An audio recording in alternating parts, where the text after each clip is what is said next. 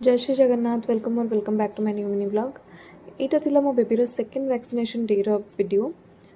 As a new mother I was very scared of that कि मो baby को vaccine लगिबो भाबिकी ही मो बहुत ऑलरेडी कांदी सारी थी एंड मोर हिम्मत ही होनथला ताको नेकी जिबा पई बिकॉज सेदिन ता पापा आम सहित अवेलेबल नथिले due to some works out of country थिले एंड मु बहुत ही डरिकी थी केमिति मो बेबी को नेकी जिबी एकोटिया ताको वैक्सीन लगिबो मु देखिबी।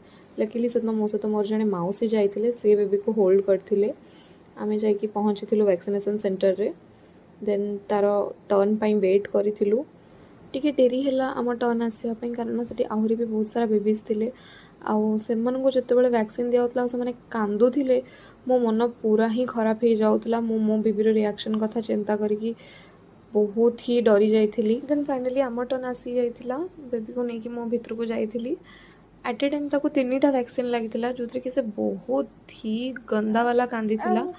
ता कांद देखी मु भी कांदी पकई से समस्ते मत बुझे फर्स्ट आसिकी। आफ्टर वैक्सीनेशन बेबीर कंडीशन कौन थिला सेटा मो नेक्स्ट पार्ट रे शेयर करी।